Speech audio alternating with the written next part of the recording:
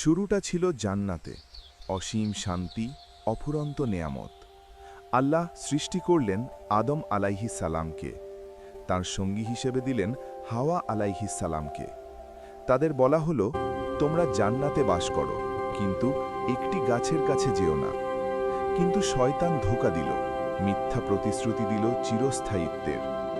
একটি ভুল, আর সেই ভুলের পরেই বদলে গেল সবকিছু। তারা বুঝলেন তারা ভুল করেছেন। লজ্জিত হৃদয়ে দুহাত তুলে বললেন, হে আমাদের রব, আমরা নিজেদের ওপর জুলুম করেছি। আপনি যদি ক্ষমা না করেন, তবে আমরা ক্ষতিগ্রস্তদের অন্তর্ভুক্ত হব। আল্লাহ তাদের তওবা কবুল করলেন, কিন্তু পৃথিবীতে পাঠালেন পরীক্ষার জন্য। এভাবেই শুরু হলো মানবজাতির যাত্রা। এই কাহিনী আমাদের শেখায়, মানুষ ভুল করবে, কিন্তু তওবার দরজা কখনো বন্ধ নয়, কারণ আল্লাহ পরম দয়ালু, পরম ক্ষমাশীল।